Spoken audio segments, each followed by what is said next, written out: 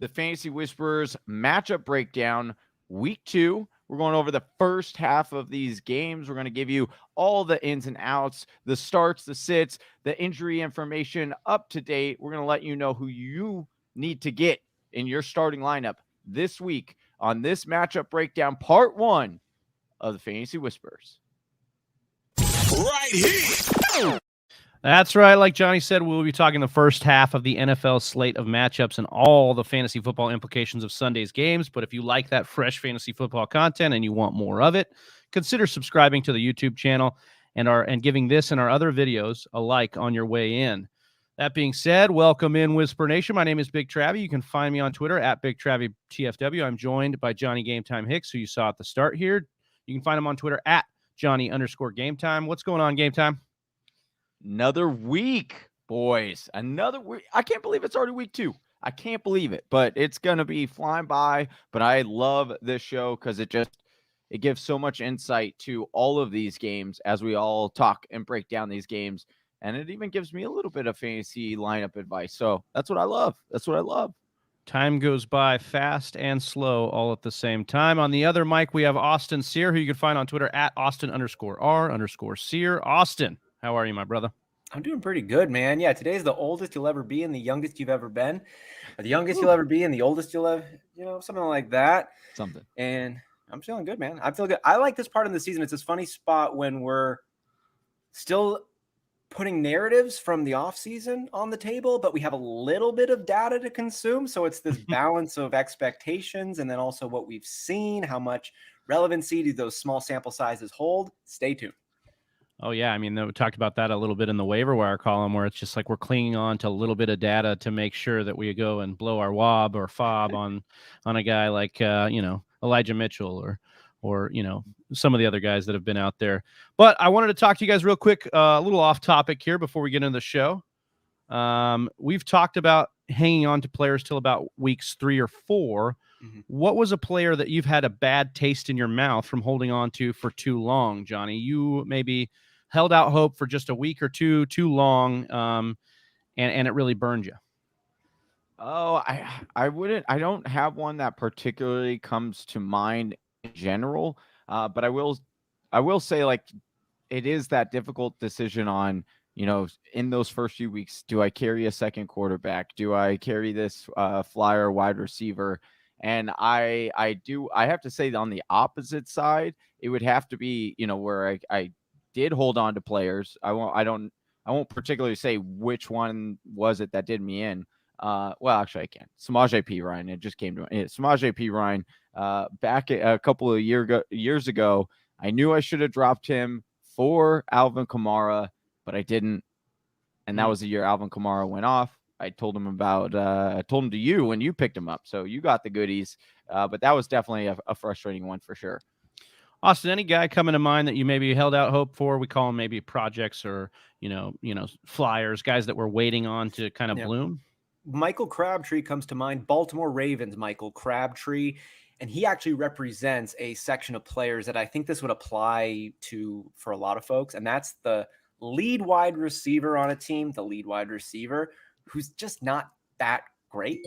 And it was a lesson that I actually took and applied to my future fantasy football efforts, where you need to have talent at the wide receiver position. And of course, you guys are all professionals. They all have talent. I'm talking about differentiating talent, where you separate yourself from the cornerbacks or the other wide receivers on your own team. And when you get these guys who are like technically the number one, like anybody, like a Michael Pitts, like a Michael Pitts. Yeah, like Michael Pitts or like anybody in Detroit right now, where there's just really no number one dog. You think you're getting the one. It doesn't convert from the way it does with running backs over to wide receivers. So, and then on the flip side of it, Travis, somebody who I got rid of too early from the wide receiver spot was Chicago Bears Alshon Jeffrey. When he, I was in on him. Yeah, it was like I don't know if it was rookie season or second season, but he broke out the week after I drafted him. And I was so high on him too. I was really excited. It always sucks when that happens. Devontae Parker as well. Johnny picked him up in our league of record. The 1 year he popped off, I drafted him like round 13. Yeah, just an interesting thing how panic and fear kind of incite us here in fantasy football, but then also in real life. We've had a lot of comments and questions about, trades and getting rid of players and giving up on players. It's a big part of the waiver wire column that I do, and the waiver wire show that we do is, who do you drop for these guys? And sometimes you make those bad decisions and they cost you dearly, other times not. But we're going to move on here and help you make better decisions with your lineups this week for week 2. And our first game on the slate is the New York Jets hosting the New England Patriots. The line for this game is 42.5 points on the over-under, and we've got the New England Patriots favored on the road by 5.5. When we look at the Patriots side of the football, I think it starts with this run game. They built the game up to be a dominant run game that is, basically bully ball that they wanted to play. They brought in the linemen, they brought in the tight ends, they want to run the football. They got rid of Sony Michel, got rid of Cam Newton, and we saw a dominant performance out of Damian Harris. I want to talk about Damian Harris, and then maybe if James White is being overlooked, Austin, in this backfield, kind of give us the breakdown for these backs. Is he being overlooked maybe in full point PPR? If snap percentage got you points, man, I'd say absolutely. But James White really has more of a utility role in New England, and he's going to fill in cracks. He's going to get things done that he can rely on. Those things they're relying on him to do are not game-breaking highlight plays, unfortunately, the way they might be for, other types of positions. So he's going to be on the field, and he's going to be a huge piece for New England. I just don't love him as a consistent running back in your lineup, given Damian Harris had 23 carries. My goodness, that translates to 416 carries. We know that's not actually going to be the case. That's going to come down. But Damian Harris, given the amount of work that he got, and more importantly, the 3 targets that he had come his way. He had 7 targets all of last season, Travis, and he had 3 targets in week 1. It shows me they might be opening it up a little bit or leaning on Damian Harris a little bit. Now we know, of course, he got the fumble. So that really opens the whole running back situation, Travis. But James White's role is fairly entrenched. Maybe there's room for another running back to come on up, like a J.J. Taylor or something like that. James White right now is the most reliable, but because of how many mouths there are to feed in New England, given the traditional role we've seen from James White and the presumed ceiling that he would have, I don't think he's necessarily being overlooked. He'll probably dance around on your waiver wire, and he's a streamable flex option week to week, but I'm not looking at him as a consistent piece in my roster, Travi, unless, again, we're operating in a full-point PPR format. It's a great breakdown there, Austin. If we look at the pass catchers, Johnny talked about his boy Jacoby all offseason, and he did lead this team in targets with 9. Only caught 6 of them for 44 yards, but we saw what we get out of Jacoby Myers, which is this dink and dunk offense, and him being the target leader, the possession receiver, and a guy, especially in PPR, we're willing to roll out there in the right matchup. Nelson Aguilar, for conjecture here, he was basically 5 of 7 for 72 yards and a touchdown. He had the average depth of target of 13 yards. 3.6 fantasy points per touch. Remember, they went out and got Nelson Aguilar.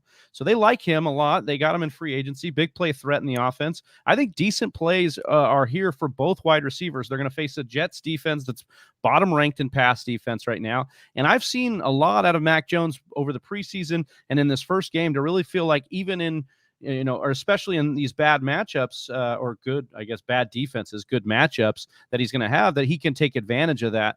I want to look at the tight end position a little bit here. Jonnu Smith, 5 of 5 for 42 yards. He also got a rushing attempt. I think he's the best bet for any fantasy relevance in week to week. He's just the bigger upside tight end for me, and I think that's the safer play. Johnny, I wanted to ask you if there's any kind of radar you're looking at Mac Jones as a 2 QB super flex option here this week. Yeah, definitely think in a 2 QB league, you should be looking at starting him. I'd start him over some of these other guys in the same tier, like your Derek Carrs, I would even start him over Tua and most likely will in a bunch of leagues because the completion percentage is there. He looks to have a command of this offense. And then once again, you said the New York Jets, they're 28th in passing defense. I look for Mac Jones to really carve up this defense this week. So yeah, if you're in a 2 QB league, I definitely think you could get him in your lineup and it's pretty safe. But if it's a single quarterback league, I'm not going to throw him in there. There's no use. There's higher upside quarterbacks. Well, the single quarterback that the Jets are interested in is Zach Wilson, who they drafted as their first-round pick this offseason, and he seems to have great chemistry with one Corey Davis, Austin, who it just looks to be Corey Davis' season for these pass catchers and maybe the only Jet you can trust these days. Yeah, early season support for Corey Davis is looking good following week 1. 5 of 7, 97 yards, 2 touchdowns, and led the team with an 89% snap share. Finished as the wide receiver 5 on the week. And I think there's actually reason to believe these numbers are going to stay up. I'm not saying he's a top fold wide receiver 1, but I think he's going to be a relevant piece with a high ceiling all season long. Part of that is Corey Davis can handle the load. The other part factoring in is the wide receivers behind him and the competition that he would then have. Elijah Moore and Braxton Berrios are your top 2 dogs who would line up opposite and behind him on the depth chart. Elijah Moore, let's let the rookie warm up. He looked a little rusty coming in, had just 1 catch on 4 targets for -3 yards. And Braxton Berrios finished 2nd in fantasy points, but 3rd in snap percentage with just 57%. So I like what Corey Davis is about. I also like the situation that he's in from a game flow perspective, from a depth chart perspective, and from what Zach Wilson could be doing with his skill set and relationship there. Yeah, I love that. And what I don't love is this backfield in the Jets, running back room is not looking good. It looks like a complete muddled timeshare, and it's just a complete mess. No back last week eclipsed 9 carries. No back gained more than 25 rushing yards. In fact, combined, they all totaled 70 scrimmage yards. That's rushing and pass catching or receiving. The Jets only targeted the backs 5 times between all 3 of them. The coaching staff comes from San Francisco. We know that with Robert Saleh and even LaFleur's little brother calling plays over there. But this backfield seems to be the welfare version of that running back room. And I'm fine dropping any of these guys. Hopefully you already did with some waiver wire options that hit this week, because I just don't see something that's going to be, profitable at the moment. Should one guy go down, maybe we'll see some increased usage for another guy. He'll end up on the waiver wire piece, but I'm just not confident in them. Johnny, are you confident in Zach Wilson this week, or are you actually, I think you're targeting against Zach Wilson here? Yeah, I would. Zach Wilson threw a pick last week against the Carolina Panthers. I would definitely 100% start New England Patriots defense this week. We know Belichick and how he likes to scheme up and really pit things against your own. I could definitely see where they really try to stop this run and say, all right, Zach Wilson, you're going to beat us with just Corey Davis, basically. And I want to point out, and this is a big piece, is that Mekhi Becton, offensive lineman for the Jets, placed on IR. And when he went out of this game, it spelled big trouble for Zach Wilson. He was doing okay, he was solid before the injury, and once Becton, that offensive they started on Zach. Expecting to happen this week against Patriots. I do expect Jets to be behind game, trying to throw to catch up. So, I would definitely start on the Patriots this week. All right, moving on to our next game. We have the Jacksonville Jaguars hosting the Denver Broncos. Broncos coming in a 45-point over-under as 6-point road favorites. And that's off of a performance that got them the W against a, not very good Giants squad, in which Teddy Bridgewater showed up and showed out in a way that, won them the game, got their offense going. And so therefore we've had some interesting news come out of Denver here, Austin, with Teddy Bridgewater getting hyped up by his boy, Von Miller. Do we buy any of that? Do we buy it for fantasy football purposes? How are we looking when we look at this matchup? Because Jacksonville should be exposable. Yeah, and for those who hadn't seen the clip of Von Miller approaching Teddy Bridgewater during the game saying, hey, man, those little pep talks, those little words of encouragement, they go a long way. We haven't had that here in a while. I haven't had that feeling since number 18 was in the building, of course, being Hall of Famer Peyton Manning. So a incredible comparison for Von Miller to make for their new quarterback. Do I think that he's the replacement for Peyton Manning? No, of course not. But Teddy Bridgewater, let's go ahead and just take a look at him here. 28 for 36, efficient numbers, 264 yards, 2 touchdowns, 24.5 fantasy points. You like that? You're not in love with it, but it's a nice, solid situation. And I think that's what you're going to find from him for the majority of this season. Bridgewater, he's got a low floor, I'd say, and a medium ceiling, but he's a pretty fairly consistent high-end QB2. He's going to be in that 20-point range. He's not going to break 30 points very many times, and I don't really think Denver ever wants him to. Denver's play style is going to shift really not that much from what we saw in week 1, at least if they can help it. The team looks balanced defensively, running-wise, and quarterback-wise, and I think that's going to continue, which is just going to make Teddy Bridgewater a lower ceiling but fairly reliable play. And this week, going up against the second worst pass defense in Jacksonville, I like Teddy Bridgewater rolling him out. Yeah, if you waited on QB in your 2 QB leagues and you picked up a guy in Teddy and then he won the job, you're looking pretty swell right now in these two matchups to start, because I think it's not bad for your second QB on your roster at all. I want to say it hasn't been bad for Melvin Gordon at all in his first week as the quote-unquote starter. 11 carries for 101 yards and a touchdown, 3 of 3 receiving, which was a big note because he, that's 3 times more targets than Javonte Williams got. Still not that much. We talked about small sample size before. 14th best running back performance from week 1 belonged to Melvin Gordon. We look at Javonte Williams, out-carried Gordon, 14 carries, but 44 yards, so less productive. 1 of 1 receiving for a negative 4-yard screen. He had a much more dismal yards per carry, 3.21. Nothing to write home about, but you like that he's getting used more in the running game. I do think this is a great opportunity for both backs. We've been asked a lot about Melvin Gordon. Should you sell high? I think you should probably, if you had both backs, we have a couple, followers that do have both backs. I think you should be looking to maybe sell one of them. And I would maybe sell a Melvin Gordon because it does feel like the clock's ticking, but not yet, because if you look, they play Jacksonville. Houston just got, basically destroyed them through the run game last week. All their running backs totaled for 41 RB touches, over 140 scrimmage yards, and 3 touchdowns against this Jacksonville defense, if you could call it a defense. I do think Javonte takes over, and selling high on Melvin makes sense, but maybe the vet staves that off for just a little bit longer. Could be smart to hang on after this matchup, and then they play the Jets next week. So the opportunities to build the sell high portfolio for Melvin Gordon are actually there. So maybe you look to sell him even after next week, after a couple strong performances here. Johnny, I think the biggest question for this offense is, with the injury to Jerry Jeudy, who is going to have a lingering high ankle sprain, it should mean more opportunities for guys behind Jeudy, which, whether that's Cortland Sutton solely, whether it's Noah Fant, Tim Patrick, or KJ Hamler. Can you put a finger on the pulse and tell us who you think will be the biggest beneficiary here? You're muted, my boy.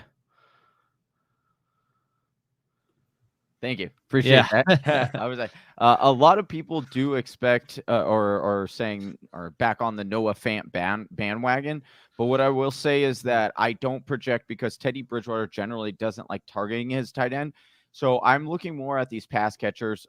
Tim Patrick, a phenomenal wide receiver that is buried on a depth chart because this wide receiver core is so good and so talented. And so now he is going to get an opportunity share. And I just want to throw this out there. Of course, you weren't starting Tim Patrick last week, but dating back the last 15 games, Tim Patrick has scored double-digit fantasy points in 9 of those 15 games. So I do think that there is a very good opportunity here for Tim Patrick. He's the one I like the second most out of this wide receiver group now that the injury to Jerry Jeudy has happened. KJ Hamler, a very interesting, upside play for sure. Not exactly set in how many targets he could see. So it is, like I said, a little bit more of a gamble there. But I do want to break into Cortland Sutton really quick and talk about Cortland Sutton, because there might be a lot of people panicking on Cortland Sutton because of the week 1. We know he's coming off of the injury. And so, you could have seen him on your waiver wire potentially in this after this week, because Cortland Sutton didn't put up a lot. Well, I just want to mention that he was against Bradbury last week for the New York Giants, who is one of the top corners in this league. He is known for shutting guys down. And so that is why Cortland Sutton didn't have a really good game last week. So if you can even target Cortland Sutton right now, get him on the cheap, then I would, because I think he's going to be fine with Teddy Bridgewater. And I do think that he'll get a few more now because Jerry Jeudy is no longer in the lineup. So I'm fine playing Sutton in this game. I do think Tim is a fine flex play. And I do think that KJ Hamler does have upside, but I don't know if I'm willing to necessarily throw him in the lineup right now. Awesome. When we projected the Jacksonville Jaguars last week, the question was, how much will Carlos Hyde annoy the James Robinson truthers? We got our answer right away, because James Robinson truthers are now panicked in our DMs asking, is it time to get rid of James Robinson? Yeah. So, Austin, can we make sense of this backfield, and how do you see it shaking out? The way I see it shaking out is James Robinson is going to end up being that lead dog, but I don't know how big of a dog he's going to actually end up being in this offense. I think it's going to be an underperforming offense. I think it's going to be inconsistent. I think Urban Meyer is going to get really cute with a lot of different things. I think the Jaguars are slated to be another bottom feeding team, but Urban Meyer is going to try out a lot of stuff. we looked at James Robinson. He got the start, right? And and then he got the start, but then he was out touched 9-5 ultimately. Here's the good part. He was the starter. He ran well, and he was featured in the passing attack with 6 targets, catching 3 of them for 29 yards. Also dominated snap percentage, James Robinson. It was 64% compared to Carlos Hyde's 34%. But here's the tougher part. Hyde ran well. Pro Football Focus ranked Carlos Hyde's day slightly ahead of James Robinson's, who also played well, but Robinson would need to separate himself to break out of this committee. And Hyde doesn't look like he wants that to happen. There's also rumors of Duke Johnson coming on board, which would completely decimate James Robinson's pass catching role. I'm not suggesting to start Carlos Hyde. But I'm not suggesting to feel great about James Robinson either. And if you can get out of this situation right now for someone who's going to pay for what they saw last year in James Robinson, or holding out hope for maybe more of that comes forward, I would pull that trigger right now. I don't believe in Urban Meyer. That's a Or fair Bevel. point. Bevel It's a fair point to be talking about the concern of this offense. And it's something we mentioned on the mock drafts throughout the offseason is like, it just feels like Urban Meyer could really junk this whole thing up, and he could screw it up for a lot of people involved. One situation I think could actually be pretty good for them is the passing attack. If they can get more in sync, I think there's going to be a lot of volume in this passing attack. And we saw it in week 1, just didn't see the consistency out of it. You look at DJ Shark with 12 targets, Marvin Jones and Laviska with 9 each. And each of them had their plays here. 50 yards for Laviska Shenault through the air, Marvin Jones 77 and a touchdown, and of course DJ Shark 86 and a touchdown. Most of which for Shark came on that 41-yard touchdown catch, and Shark's 12 targets was actually tied for 4th among wide receivers. Laviska's not quite the alpha. Laviska Shenault, not quite the alpha we thought we had hoped for, but I also think he's going to have some value. I think Marvin Jones, who got 15.4 yards per reception, is going to have some value in this offense, because I think that Jacksonville could actually end up being what Cincy has been the last few years: high volume and multiple wide receivers with viable options week to week. But this is a tough test, however, and I would most likely be interested only in Shark, because I think his actual volume could float him here. But I do think it's a tough matchup. And you didn't probably draft Shark with a lot of capital, so you might have other options to start. But I think he's the only one I'm interested in. And then just a note on Trevor Lawrence before I kick it over to Johnny here. Not quite there yet for me. The offense looked out of sync against a much more inferior defense at Houston. I'm going to need to see Lawrence take advantage of a good matchup before I'm trusting him in my lineups right now, because he didn't really do that last week against Houston. But Johnny, 8 targets for a tight end in James O'Shaughnessy. He should have some streaming value here. Yeah, I definitely think that there is some something to watch out for here in this tight end position for Jacksonville. The only thing this is a difficult matchup against Denver, so I'm not expecting him to have a mega game this week. But I do want to note that if you look at this offense, right, we talked about Darrell Bevel, he uses the tight end. We saw Hawkinson get 20% last year in a market share. I'm not quite saying James O'Shaughnessy is going to see that amount of targets, but you, like Travis was saying, you expect this team to be down a lot and coming from behind. And what is a good weapon and a safety blanket for rookie quarterbacks? That is the tight end. So I do think more oftentimes than not, you'll see James O'Shaughnessy get, 6-8 targets in a game. And I do think he is going to be a flex-worthy option at the tight end position. Come some weeks, it might be a difficult week, though, this week. All right, the Buffalo Bills will be on the road against the Miami Dolphins in our next matchup. It is a 47.5-point over-under, with Buffalo favored by 3.5 on the road. A lot of road favorites this week, as we've noticed. There's going to be some mismatches there. Maybe an opportunity for you to smash some of these these home underdogs. Always a good opportunity. But Johnny, I want to talk a little bit about Josh Allen. You called your shot last week saying that Josh Allen, we should probably temper expectations. We should probably look at this with through a different lens. Are you feeling the same way against Miami this week? Do you think Josh Allen's just going to have a bit of a slow start to the season here? I do believe it continues into this week. Now, I don't think it'll be as bad as what we saw last week. Josh Allen not having a great game at all, but that was expected because it was the Pittsburgh Steelers defense. You still like what you did and, saw as far as Josh Allen still getting 9 carries. We know that was a topic and an issue with him getting paid. Is that going to come down? Still seems to be there.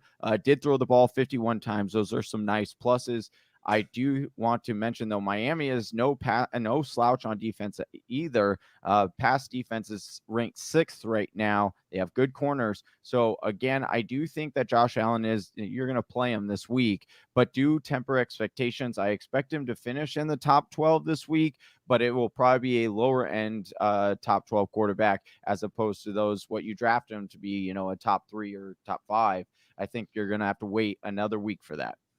Austin, if we're, tempering expectations and projecting Josh Allen, we should probably take a look at these pass catchers, because it did seem like the Bills were committed to maybe ditching the run and throwing the ball a million times, and to one of 4 wide receivers that they are deploying out there. Yeah, I'm feeling really good about Stephon Diggs. We know that 14 targets last week, led the team, no surprises. I have no reason to believe this is going to slow down. He's an elite talent with an elite quarterback who has a solid relationship. I'm not removing Diggs, even if he had a literal Dementor guarding him. Cole Beasley, Emmanuel Sanders, and Gabe Davis then are the 3 wide receivers you'd be making a decision between. Cole Beasley's a 30-plus-year-old 5'8" dude who's not going to have a high ceiling, but he was in on 91% of the snaps. He had 13 targets, but his 7.5 yards per carry, they're going to frustrate you outside of full point PPRs. Emmanuel Sanders is the one I'm a little bit more interested in, Travis. He had a 93% snap share and had a 13 yard per carry average. He's my number 2 over there. He had 8 targets, caught 4 of them. Number 2 in snap, as I mentioned. He just did more with the receptions he got than anybody else. I think that's what they're slotting him to do. Gabe Davis is interesting. We'll have to monitor and see how that evolves. Younger guy coming in, but he's really out in 3 wide receiver sets, just had a 51% snap share. So it's Stephon Diggs for sure. I'm going Emmanuel Sanders after that, giving Cole Beasley some consideration in full point PPR, but I'm going to continue to monitor this situation as it should develop throughout the season. Yeah, we're going to have to continue to monitor the Buffalo backfield as well, because Zach Moss last week was a surprise healthy scratch. Maybe that was punishment for a lackluster preseason. I'm not sure. I want to start with Moss because he's a guy I was banging the drum for now for about a year and a half. It might be time to just put the drum away at this point, but we'll see. I think Moss projects to be an overall around back that they can go back to, but right now it's Singletary. And they gave him the rock 11 times last week, 72 yards on the ground. He had 3 of 5 receiving, which is what you want to see out of your running back, definitely getting 5 targets there, but only had 8 receiving yards. Did nothing to seed work this week, but we know Buffalo has moved quickly off of Singletary before in the past, so just be wary of that. But I think I look at this game, New England had real success against Miami in the defense via the run. As Johnny pointed out, this Miami secondary really good, maybe the best corner duo in the NFL right now. In Miami's corners, they have a lot of good ones. I'm confident in Singletary this game, but and there's a decent over-under in this game, 47.5. So you like that. Buffalo favor, they could control the game. When we move on to the Miami side of the ball, speaking of backfield, how concerned are you, Johnny, in this backfield? Because I know we've been high on Myles Gaskin. You've been really touting your boy in Myles Gaskin, but not the greatest first game to be talking about for your boy. Yeah, I'm still fine on Gaskin. I actually do think this is a bit of a buy low opportunity. Nice. If someone, because people might have thought he was going to have a bigger game, but it is against the New England Patriots defense. Their defensive front wasn't known last year to really be all that great at stopping the run, but we do know that they have gotten some starters back. So again, this was not necessarily unexpected. What I want to say on positivity on why I still do think he's a buy low right now. And maybe this week, as far as matchups go, he's more of a PPR flex option because of the matchup. But you should be confident in his workload. He got 53% of the team's running back carries, 63% of the team's passing work, averaged 5.4 yards per carry against a pretty stout New England defense. So he's looking like he is that guy for them. And then when you're looking at like some of the backups, right? Because the backups did get work. It's not like they were imaginary or anything. Salvin Ahmed, though, only saw a total of like 6 total touches. And then you had Malcolm Brown got only 5 carries in this game. So again, they will dig into some of this workload for Myles, but he looked the most explosive and he got the bulk of the work. So again, I do think in this matchup, he becomes more of a flex option. And I'm still willing to throw him in there, especially if it's like a PPR, because he does get the bulk of those touches out of the backfield or receiving work, excuse me. We'll move on to the pass catchers for Miami. Tua's weapons as far as receiver is concerned. Jalen Waddle had a nice showing, 6 targets, 4 catches, 61 yards, and a touchdown. He showed some elusive and explosive tendencies in multiple ways last Sunday, 15.25 yards per reception. But maybe the person nobody's really talking about enough is Devontae Parker, who led the team in targets with 7. He caught 4 of them for 81 yards. He looked healthy and productive. If you look at PFF's grade for cornerback wide receiver matchups this week, Parker's is an average advantage this week. So we do see that maybe he has the best advantage of these wide receivers in Miami. Then you have Will Fuller coming back from suspension for the PEDs. What will the chemistry look like between Fuller and Tua? How is this going to affect the rest of the pass catchers? I think with his production and a game where they will need to score to come back, I'm fine flexing Parker and even Waddle, even though I'm more I think Waddle's the more riskier play, but he's definitely got a lot of upside. I think Parker's the right play out of these pass catchers for now, and until we see something out of Fuller. And I think for this week, that's a nice play. Johnny, I wanted to pick it back to you for maybe your second Dolphin player with the initials MG, Mike Gesicki. How are you feeling about Gesicki as a streamable option this week? Not a good week 1. Again, didn't see any, you didn't get any fantasy points. So if you had him in your lineup, apologies. I do think better days are ahead, but with Fuller coming back in the mix, with with them having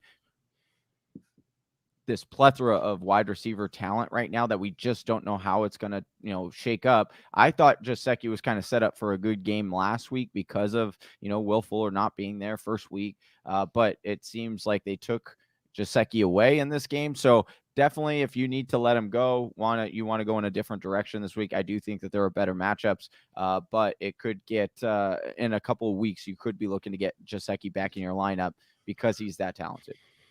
Also, we've seen before that Will Fuller had an effect on Deshaun Watson and improved his points per game as a signal caller. This could be something that maybe unlocks Tua a little bit. He is in a tough matchup this week. Yeah, he's in a tough matchup and in what we expect to be a pretty decent Buffalo Bills defense. They've kind of disappointed in the last season and this week, or last week, susceptible at times. But yeah, to your point, Travis, Will Fuller, I think, is going to be a really welcomed addition there for Tua. Last week, with Tua's numbers, 202 yards, 1 touchdown, 1 pick, got that rushing touchdown. You like to see that. And more importantly, they won the game. The part that stood out to me the most was Tua having 2 passes of 30 or more yards, both to Jalen Waddle and to Devontae Parker. To me, that's demonstrating an ability to move the ball downfield. Fuller coming back is only going to help that. He's really one of the best in the NFL playing that role, and we just don't have a ton of opportunity to see it because he's always hurt or he's suspended or something happens. But Travis, you know how impactful Fuller was over there in Houston. So now him coming into Miami, it's a new season. If he's healthy and they're clicking, this could really be a big move here for the Dolphins. And Travis, I just wanted to say I really appreciated your Devontae Parker breakdown there so much. In our League of Record, I swapped Henry Ruggs out for Devontae Parker. I saw the roster notification. I thought, man, I really sold him on Parker right away. He went and swooped him up. That was breaking news for our league right there. Breaking news. Yeah, and I'm happy about it. Yeah, well, speaking of good moves, we believe it's a good move for you to choose Manscaped. Fantasy football season is upon us. It's time you put the PP back in PPR League with the sponsors of today's show. Manscaped, the leader in below-the-waist grooming, just launched the new Performance 4.0 package.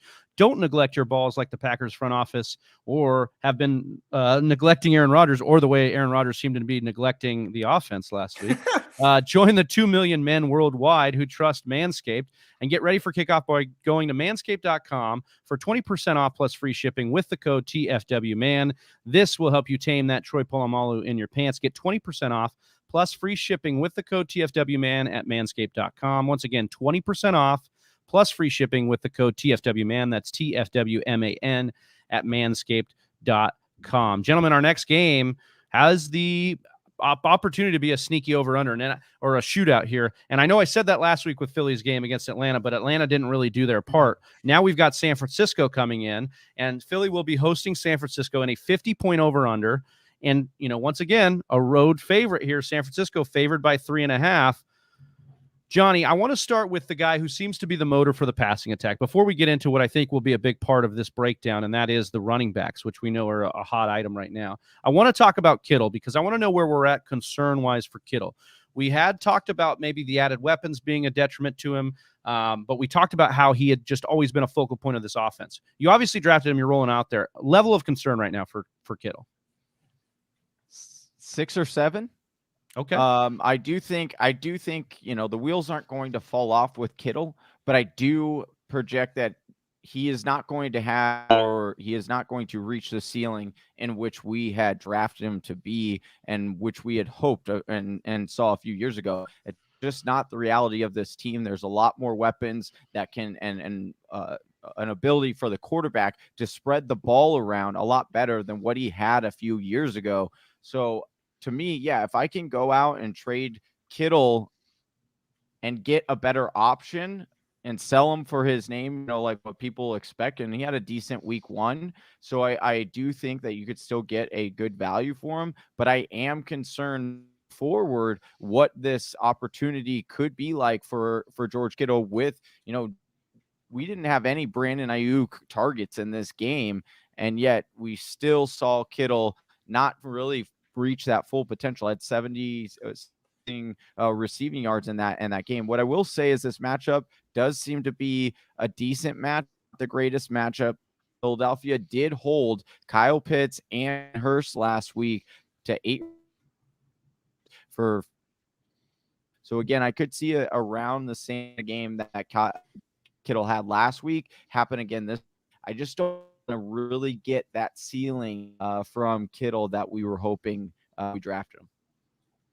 That's a fair point. And so, Austin, I'll just continue on because Kittle seems to be the quiet guy in the crowd of a lot of noise in San Francisco right now.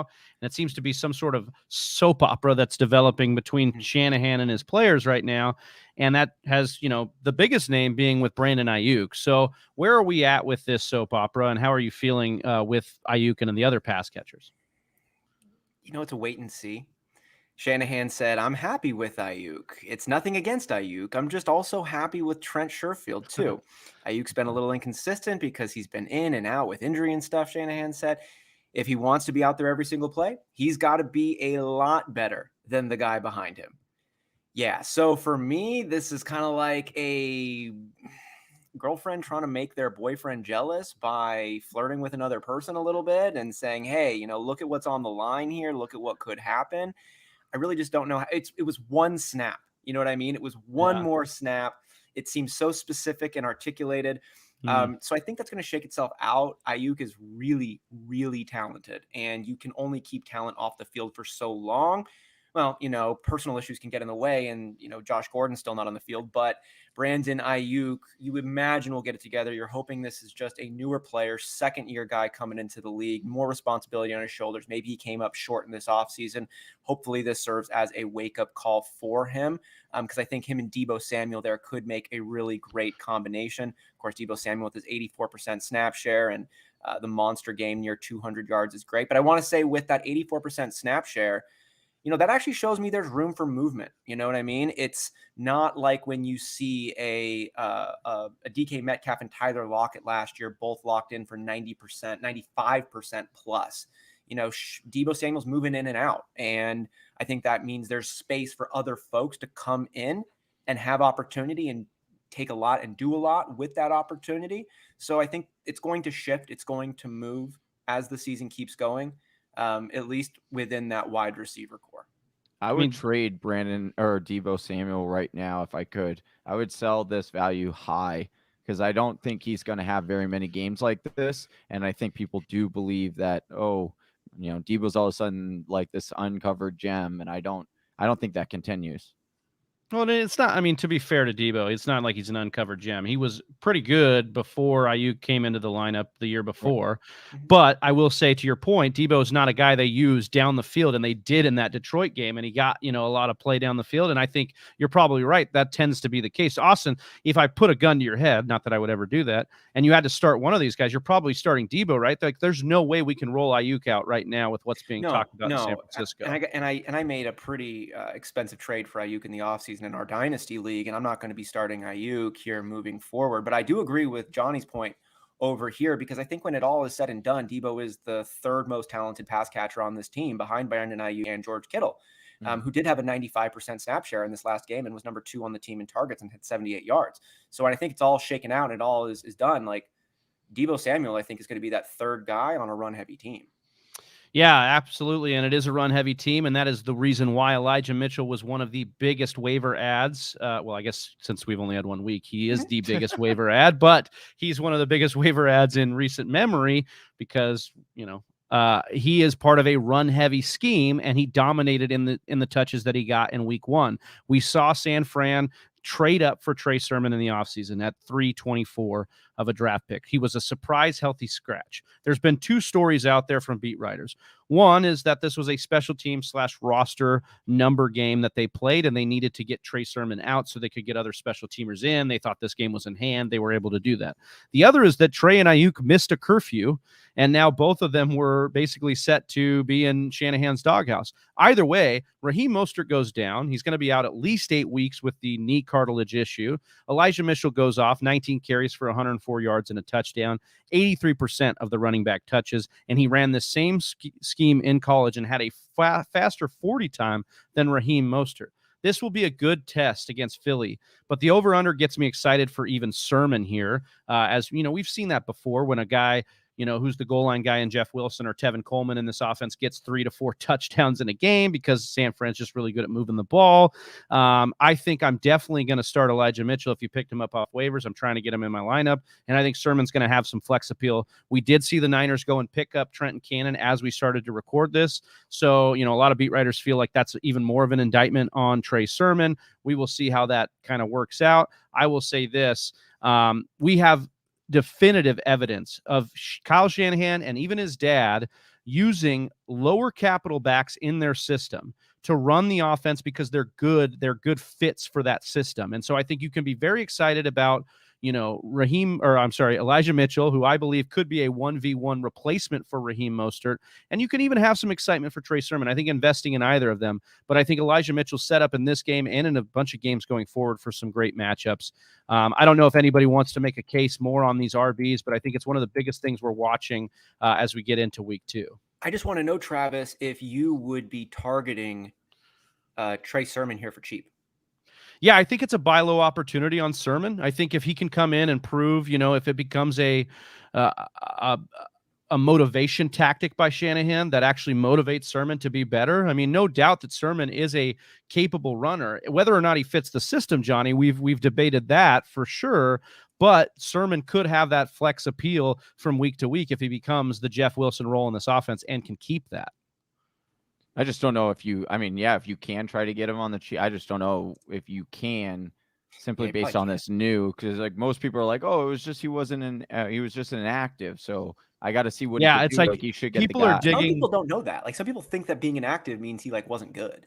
People are digging their heels in either way, right? You're either a Sermon truther and you're saying, oh, he was inactive because they needed him and he's going to come and ball out, or you're the Elijah Mitchell side of the argument and you're saying he's going to be the guy. And both sides are digging their heels in. That's why I think week 2, this is going to be the most exciting running back backfield to watch, because we're going to find out quickly, who starts. Maybe it's a ceremonial start, who gets the carries, who gets the work and who eventually scores the more points. It's going to be interesting to look at. On the other side, I think one of the most interesting things we need to look at here I almost asked you this because we talked about Kittle, Johnny, and you talked about selling Kittle for another piece. I wanted to ask you if the Miles Sanders GM comes to you and says, I'll take Kittle for Sanders straight up, are you doing this deal? Because to me, Miles Sanders looks like maybe one of the most underrated picks of the draft coming in after week 1.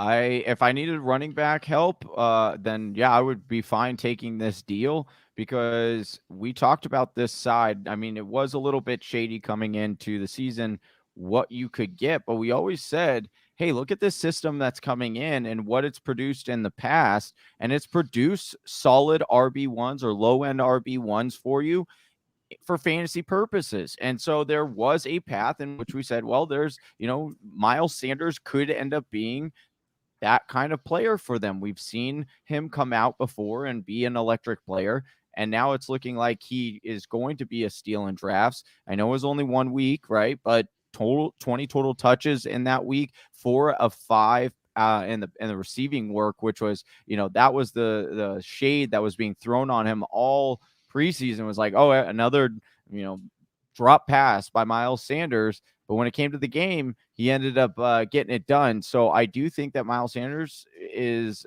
Talk about practice. Talk about practice. I do think Miles Sanders is going to be a guy that ends up paying dividends for those who did draft him. I do want to mention Kenneth Gainwell is someone that is interesting to me. I wouldn't mind picking him up as a stash. I don't know if I'm playing him this week. But very interesting because he played in the beginning of this game. It wasn't like, once, Philadelphia got a hand that they threw him in and didn't give Miles Sanders carries. They were using Kenneth Gainwell to mix in. He had 9 carries and 3 targets. And I want to mention, this is the defense that they're facing. I know it's 49ers seems scary, but this 49ers team just gave up over 200 yards on the ground to the running, or not on the ground, but through the running back position last week to Detroit. So I do think that this is a very good game for Miles Sanders. And again, if you are in some kind of PPR league and you need some dart throw, I do think that Gainwell is a potential there. But I like Miles Sanders moving forward. Speaking of dart throw, Jalen Hurts was throwing darts, and some of those were to Devonta Smith, who I wanted to ask Austin, do we feel like Devonta Smith is more of a flash in the pan or somebody that's here to stay? We thought he'd be grandfathered into a big target share. We thought he could easily be their alpha, and we thought he had, the profile of a great prospect in the NFL, save the size. How do you feel about Devonta Smith? Going to continue his dominance here? Yeah, well, here's what we do know about Devonta Smith. He was a top 10 pick, and he led the team last week in targets, yards, and fantasy points. Also in snap percentage with 87% compared to the number 2, Jalen Reagor's 70%. Travis, he looks good on paper and on film, and I'm feeling good about him until we see a reason not to. And given his pedigree, camp reports, and the week 1 performance, all arrows are pointing in the right direction. Wanted to take just a second here to touch on his number 2 wide receiver over there, and Jalen Reagor, who I'm liking as a flex play. He's got that type of play style to take the lid off the defense and seems to have a good stranglehold on that number 2 role. He tied the team in receptions with 6. He scored a touchdown. Rapport with him and Hurts looks solid. That offense looks like it's going to be a really fun to watch all season long. Yeah, and I just have to give a shout out to our guy, Jalen Hurts, who all 3 of us were high on through mock drafts this summer. All 3 of us banging the drum that Jalen Hurts could be a league winner. And I know we shouldn't take week 1 victory laps, but man, he looked good. 27 of 35, a 77% completion percentage, 3 touchdowns, 7 carries, guys, for 62 yards. That's what you love to see. And hey, would you look at that? He was QB7 on the week, or a top 10 QB, which is what he was most of all during last year. And now they've improved the offense, built it around him. I think they were trying to keep Hurts under wraps, most of what we've talked about, and I think they've basically done that. He's got top 5 over under this week, 60 or more rushing yards in 4 of his last 5 games. He's a smash start this week for me, guys. I'm so impressed with him. They put him through the ringer, and he came out so strong. Like, you don't see guys not crack under that kind of pressure. He didn't, and he delivered. I think, I just had to say that. I'm so excited about it. No, and I agree completely. I think what they did to him was kind of, unless they told him, backdoor Johnny, they're like, hey, we're just going to we're going to talk smack on you in the offseason. Just don't worry about that because you're our guy, but we just want to, put smoke screens up. But they definitely did put him through some sort of ringer there. Are you guys playing Goddard or Ertz this week? Goddard's always going to have touchdown upside, I think, but I feel like if you have other options, I mean, I don't know if you would though, right, Johnny? Like, you drafted Goddard with some pretty high capital. I think you're probably rolling him out here. This over-under, you like the over-under here. All right, moving on to the next game here. We've got the Indianapolis Colts hosting the Los Angeles Rams, and you guys have guessed it. The Rams are favored on the road again here. So we have another road favorite. The Rams favored by 4 points in a 47.5 point over-under. When we look at the Los Angeles Rams side of the football, I want to start with Matthew Stafford, the big addition for the Rams, and now he's going to get an Indy squad who just got torched by Russ. How are we feeling about Matt Stafford, Johnny? Looked like he passed the entire test Sunday night. He looked great. And I would throw him out there again in this matchup. Again, we saw Russell Wilson absolutely feast on this defense. The one thing I do want to mention, and I'm not saying that you get off the Matthew Stafford bandwagon. I'm not saying that at all. I don't necessarily think it hinders him, but it is something to note. We do need to monitor if Xavier Rhodes plays in this game. We do know week 1 he did not play. That's their best corner for Indianapolis. The other thing is that Matthew Stafford, despite having a pretty solid week 1 as far as quarterback fantasy points go, he did only throw the ball 26 times. He did go over 300 yards. He was very highly efficient with those targets, completing 20 out of 26. So there is a little bit of that. We talk about the speculation coming in from the season.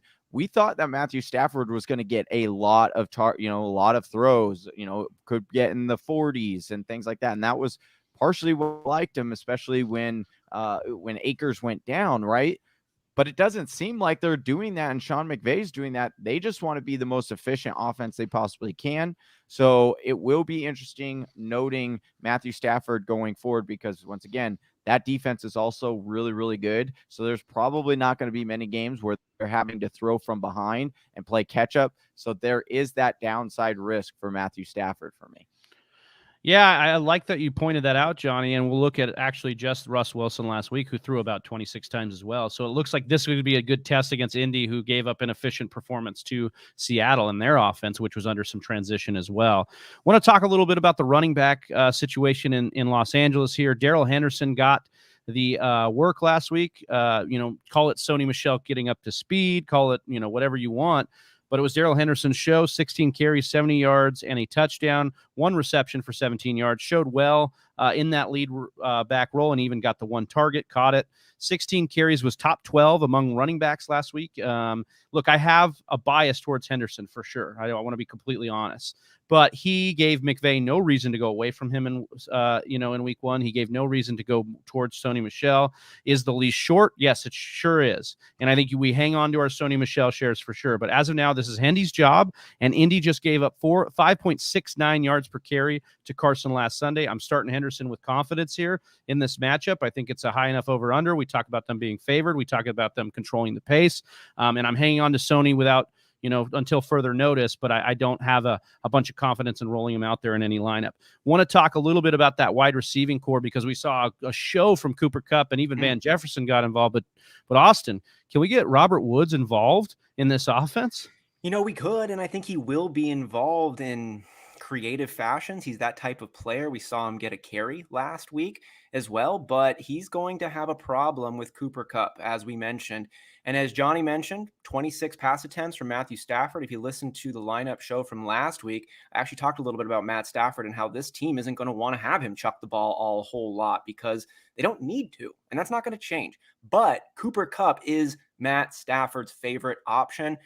7 for 10, 108 yards, and a touchdown. And we've all heard the narrative of Kupp and Stafford coming to practice early, staying late, hitting extra reps before and after, eating cotton candy together over at the Santa Monica Pier. Rumors are their parents have a date to meet each other coming up pretty soon. These two guys are clicking, and that's not great for Robert Woods. 3 for 4 for 27 yards.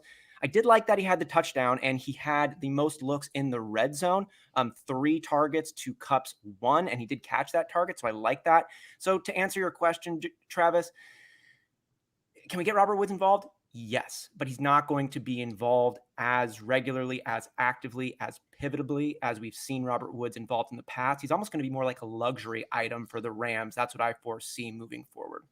Yeah, and I think that there might be something to see here with Tyler Higbee getting some of Robert Woods' love too. I mean, this is still early on in the year, but maybe Higbee is the reason why. And Johnny, I'll just pitch it to you because I know Higbee's your boy and you love talking about him, but he definitely had, nothing over-inspiring usage, but enough usage to say like, hey, the knock on Higbee was, he's not going to get used. Like, he's not going to be the guy we think. And he was used like a tight end 1 last week. Yeah, like usage. We want to talk about usage. Usage is all green lights, baby. Tyler Higbee, 96% tight end leaders on route percent.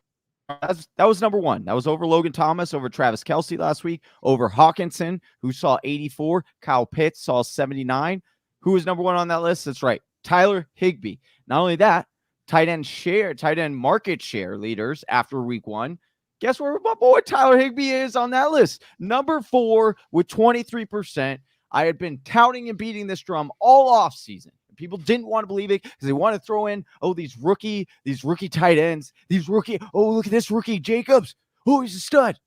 No, it's Tyler Higbee's show, baby. And he's getting 23% market share. Sign me up. That was even higher than what I had projected too, which makes me even more excited. Tyler Higbee, beast. It's going to be Well, we got to move on in the part Sorry. 1 of the weekly Tyler That's Higbee that was show my here. victory. That was my, No, yeah, I had to do a victory lap look, on I that. appreciate it. I teed you up for that. I kind of knew it was coming, but will move on a little bit here. And Austin, I'll just ask to start at the top of the, Indy offense here at Carson Wentz. Do we think there's any kind of streaming viability to Carson Wentz in this particular game? Only because they are in a high over-under and they will have to be coming back here. Did you see anything out of him? It's not. We didn't have a horrible game last week. 22 points on 251 yards, 2 touchdowns, but this was against the infamously shaky Seattle pass defense. He seems streamable for the 2021-2022 season, but I'm not really liking him this week going up against Los Angeles in what looks to be a top 3 pass defense. Yeah, I would agree with that. And I want to speak quickly on the rest of the passing attack that Carson Wentz is going to be going to.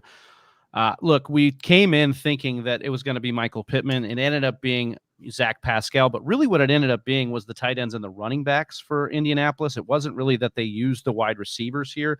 You look at Pittman, lackluster, 3 of 4 for 29 yards. Wait and see if that Wentz and Pittman, chemistry can develop. We look at Zach Pascal. I think a lot of this was game script dependent for him. Late touchdown made it 2 touchdowns for him, 4 of 5 for 43 receiving yards. He was 3rd in targets behind both the backs, but he led all wide receivers.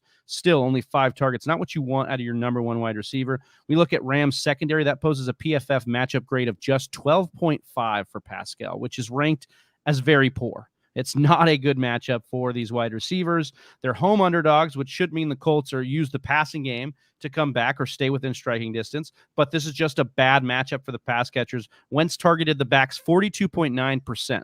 So I'll kick it to Johnny here to talk about that. But that was the top mark in week 1. And I don't want to overreact here, but it seems as if Indy is comfortable working the offense through the backs and the tight ends in an effort to make Wentz's life easier. And so is that what we're seeing here, Johnny? And do we actually see a road for Jonathan Taylor and Nyheim Hines to maybe coexist as receivers this season? I definitely do think that's the reality. And we've seen this before from this offense. They love Nyheim Hines. We know that because they went out, signed him to a contract extension right before the season started. So that should indicate in itself that they still like him and still want to utilize him. The thing and reason why I feel so confident in keeping Hines and that I do think Jonathan Taylor, is going to continue to see this workload it's sad to say, but it's probably the truth. And that the coaching staff, as well as like Carson Wentz, doesn't look like he's going to bounce back. And you saw that because he had a 5.5 average depth of target, which bodes, or average air yards, which was 30th in the league. Not great when you're talking about these pass catchers, but great when you're talking about these running backs. So I do think that work continues. I think that's going to be the game plan, is dump the ball off to both Hines and Jonathan Taylor. Not the greatest matchup on paper, but we did see Monty go over 100 rushing yards last week against the same defense. So you're rolling out Jonathan Taylor. I do think Nyheim Hines, in a PPR league is worth a flex option. Colts being underdogs at home give us an opportunity to tell you about Underdog Fantasy. Underdog Fantasy is the best and easiest place to play fantasy football for big cash prizes. They have player prop bets like over-under on touchdowns, receiving yardage, rushing totals, and so much more. They've got battle royales, they've got rivals, and we're going to be helping you each and every week build a few bet slips so that when you go to underdogfantasy.com or download the app, they're going to give you $10 when you use the promo code TFW. That is underdogfantasy.com, or download the app in your app store. Use the promo code TFW for $10 of free money. That's TFW for 10 free dollars. All right, Pittsburgh Steelers are hosting the Las Vegas Raiders in a 48-point over-under. Pittsburgh, finally, we get a team that's favored at home here. Pittsburgh favored by 5.5. We want to talk about the Las Vegas Raiders, who had a part in getting us one of the best matchups, maybe the best matchup of the week 1 slate, and it was on Monday night. Johnny and I jumped on that Monday Night Football stream, and it was a dandy. We did that on YouTube, so make sure you're subscribed on YouTube. But Johnny, we'll start with Derek Carr here. Is it time to get in the car in this matchup against Pittsburgh? Is there streamable options here for Derek Carr? I know Johnny said there's guys he's going to start, like maybe Mac Jones over Carr here because of the matchup against Pittsburgh. I don't know if I would start him this week as my quarterback. I think he's a decent play. Austin, what are you thinking on Derek Carr? Do you have you? Yeah, I like Derek Carr in best ball formats. I was smashing him in a lot of those other leagues because he has these games when he pops off. 400 yards in week 1 against a pretty darn good Baltimore defense. That's the most yards he's had since 2018. And he has really good weapons. Well, he has better weapons than he's ever had. Darren Waller might be the best tight end in the game. Bryan Edwards looks really good. Henry Ruggs is figuring it out. But they've got other players there. Hunter Renfrow. They got guys who can really get it done. Josh Jacobs, Kenyon Drake. This looks to be the best situation Derek Carr has been in. But I'm not going to be starting him this week going up against the arguably number 1 pass defense in Pittsburgh. We saw what they did to Josh Allen last week, keeping him to just 270 yards and 1 touchdown. Derek Carr is all right. He's not better than Josh Allen. He's not going to do better than Josh Allen. Go find somebody else this week. But keep Carr in mind moving forward. He might even have some regular playability. We'll see how his rapport with the other weapons sticks. Carr could have his best season yet. I mean, we've had great streamable matchups from Carr when he didn't have established weapons before, which is to Austin's point. It's like if Bryan Edwards comes out of nowhere here, and I'll talk about him in a second, then we've got opportunity for Derek Carr to actually hit a different kind of ceiling there. But Johnny, I wanted to talk about the running backfield because great update from Sleeper today. I mean, not great for Josh Jacobs owners and Josh Jacobs himself, but they said that Josh Jacobs was questionable with everything. So he is questionable, missing practice with everything right now. And that's kind of how it seemed, right, guys? When we watched that game, it looked like every play Jacobs was on the sideline getting attention for some new nick or dinged up injury. Definitely not something you like to see from a fantasy player standpoint, right? Like that, it was scary. Every single time he went down, it was like, oh, is Josh Jacobs dead? Hope not. But once again, monitor this throughout the entire weekend. Stay with us. We'll keep you posted on this. It could be another game time call like it was on Monday. Fortunately, this game is played on Sunday, and not on Monday. So you'll have a little bit more clarity on whether you could play him or not. He did see 63% of the rushing share in week 1. And he did have a couple of targets, which was an added bonus. He didn't see very many of those last year. And so that is an upsell, I should say, an upsell for Josh Jacobs. However, Kenyon Drake, though, no slouch, saw 38% of the rushing share and did get 5 of these 7 targets, out of the backfield for the Oakland Raiders or the Las Vegas Raiders, which we did expect. I want to note, not the greatest matchup against this Pittsburgh Steelers defense, but if there is a bright side, that Singletary, who a lot of people just hate on and just, including Travis, he just tears them apart. He did rush 11 times for 72 yards. So Jacobs, if he falls into the end zone, could have another day like he did this past week. It was nothing spectacular on the ground per se, but he always has that week-to-week touchdown upside by falling into the end zone. Yeah, I agree. I think that there's definitely that. It's a run-heavy offense, or it has been historically. That's how Gruden's actually coached the offense historically. But, we are getting kind of antsy to see a pass catcher in this offense break out, and other than Darren Waller, which I think that's what this offense is. It's the Darren Waller show featuring other guests from week to week. And last week's guest was kind of Bryan Edwards, 4 of 5 receiving, 81 yards. Looked like a big play threat, was clutch for the Raiders late in the 4th and into overtime. Nearly had the game-winning touchdown that was a back shoulder boundary catch that showed a lot of chemistry with Carr. That's usually something that you've been established with your quarterback a while if you're nailing those back shoulder throws. Similar to Austin's take on Cole Beasley, Hunter Renfrow, 9 targets, 6 catches, 70 yards, but you're not getting inspired by Hunter Renfrow.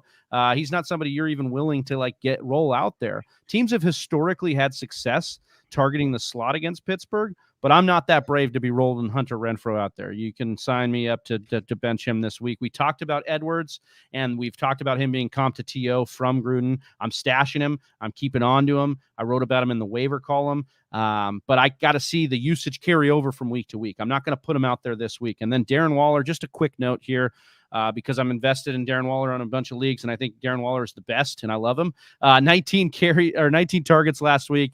He led all pass catchers. That's all wide receivers and tight ends last week. And then John Gruden, of course, coming out, hyping him up, says he's the best player I've ever coached. So I'm going to continue to look for him. So Darren Waller looking like that perfect second-round pick we talked about coming into the season here. On the other side of the ball, I asked you last week, Austin, if we thought Ben was dusted. He didn't show us anything to give us inspiring confidence that he isn't dusted, and now he's not going to be playing Buffalo. So do we have a little bit more confidence in him in the passing attack now that Ben Roethlisberger isn't playing Buffalo? Yeah, I really like Big Ben in week 2, Travis, going up against the 22nd ranked Raiders pass defense. Big Ben, Mike Tomlin, and the Steelers, they love to chuck the rock, as we talked about in earlier segments. Top 3 in pass attempts the last 2 seasons Big Ben has played. And as we know, opportunity is gold. This could be a sneaky shootout. It's already a 48-point over-under. And I'm kind of leaning towards the over on this one. This could be a high-scoring game, and I like what is perceived to be Big Ben's role in that outcome. You're muted, Big Travie. It's the mute show. I think the pass catcher should benefit greatly from that as well, right, Austin? I mean, I think we saw something in Deontay Johnson being the target leader here, Chase Claypool being the big play threat, and Juju being the safety net, even in this tough matchup against Buffalo and a lot of last year. How do we feel about those pass catchers? Are we rolling out Deontay and Claypool here? Similarly, like when you roll out of bed, Travis, in the morning and the sun, rises on the east, sets on the west, and, Jared Goff knows all about that. That is what happened with Deontay, and just rolling out of bed with these 10 targets. Once again, even against a difficult matchup, still saw 10 targets. Sure, he only did end up catching 5 of those for out of the 10 targets, but he did get the touchdown, which was nice to see. I do think better days are ahead for Deontay. He'll continue to see that volume. I would roll him out there in this matchup and play him. As far as Claypool goes, he continues to be the big play threat for the Steelers. However, he did see the smallest market share of these 3 wide receivers. I do think, once again, you can play him. I feel the second most confident about playing Chase Claypool in this game. He also did get a rushing attempt for 25 yards, which is nice to see. We expect him to continue to, get a carry or 2 down through the next few weeks, because they like to use them all over the field. Juju Smith-Schuster, to me, in PPR, I would be willing to flex him, but very similar to kind of a Hunter Renfrow, right?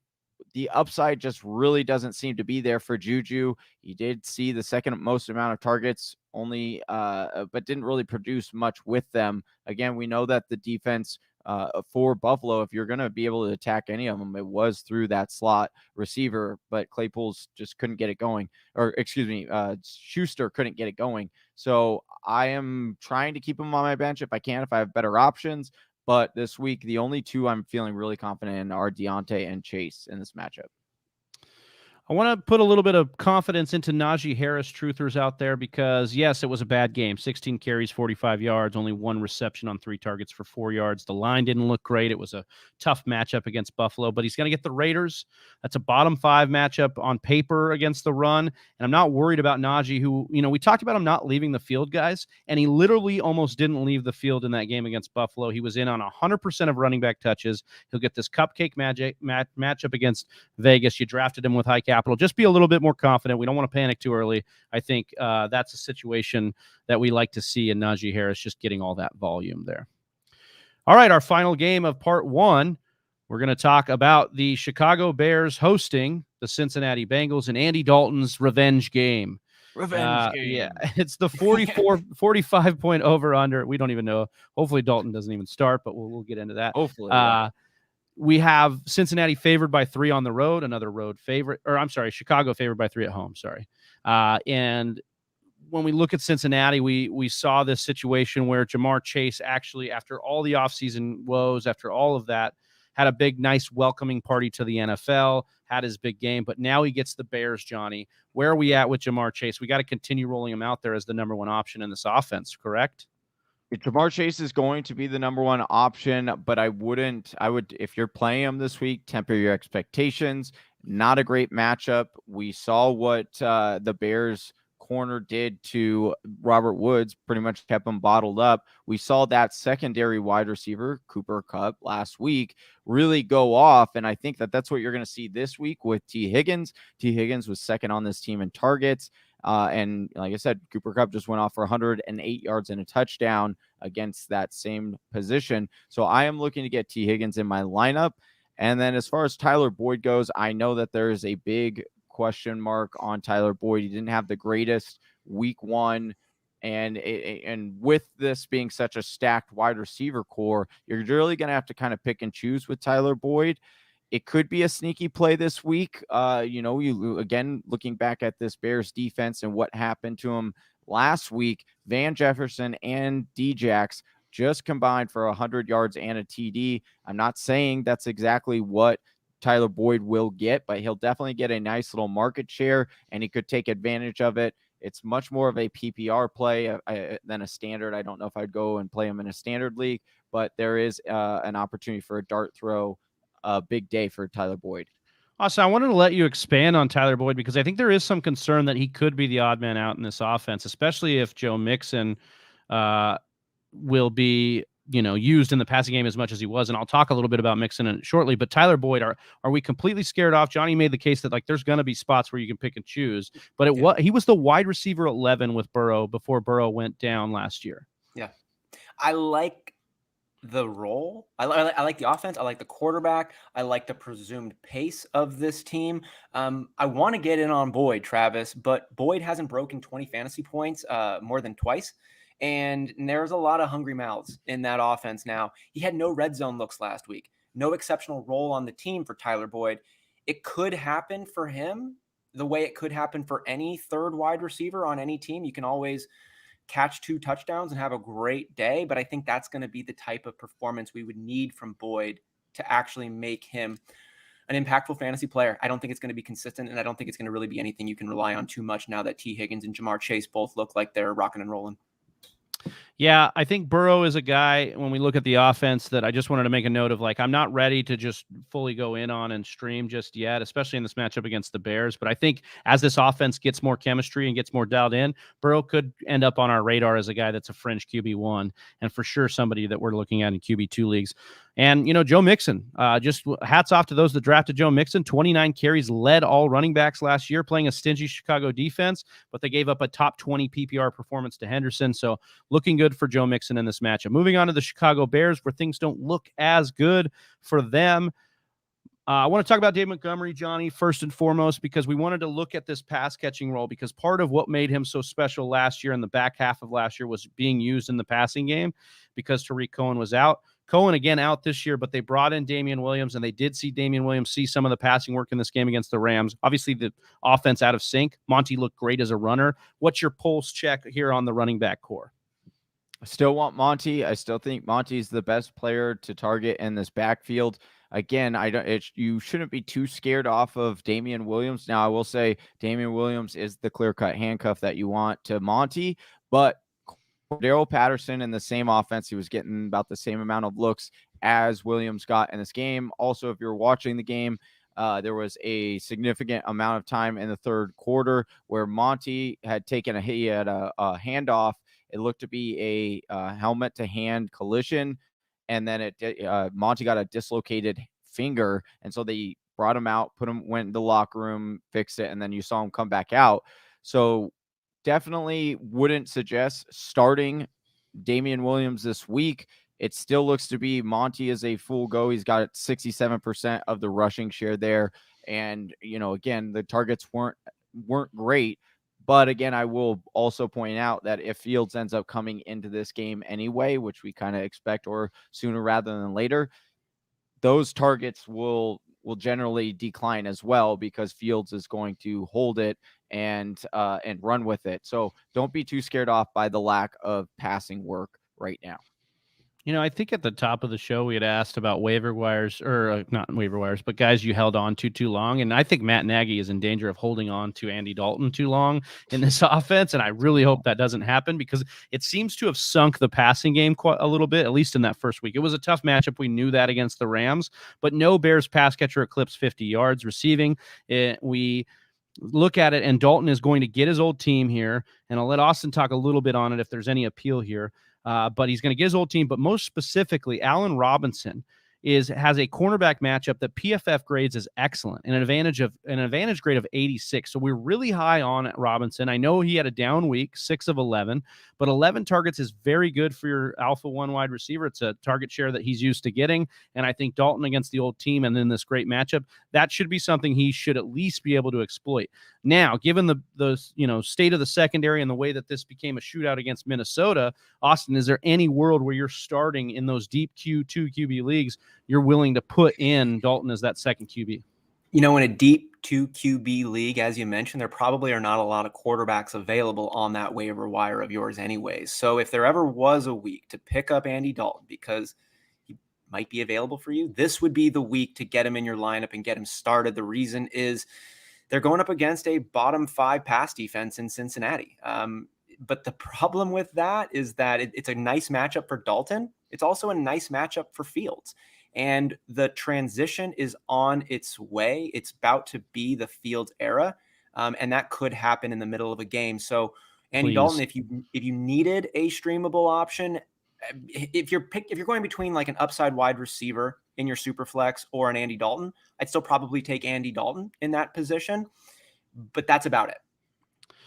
Well, that is about it for us on the part 1 week 2 matchup show. That does it for us. Make sure you get over to part 2 by subscribing anywhere you get your podcast. And if you have any further lineup questions, make sure you're subscribed over on YouTube and you tune in Sunday morning, an hour and a half before kickoff, and check thefantasywhispers.com for our weekly rankings. For Austin Sear and Johnny Game Time Hicks, I'm Big Travie. We're the Fantasy Whispers, and we'll catch you next time. We're out. Peace. Right here. Oh, hey, you made it to the end of the video. If you like what you saw, go ahead and hit subscribe. And make sure you hit that bell so you get notified anytime we drop new content or go live. And if you're still not sold yet, check out one of these videos.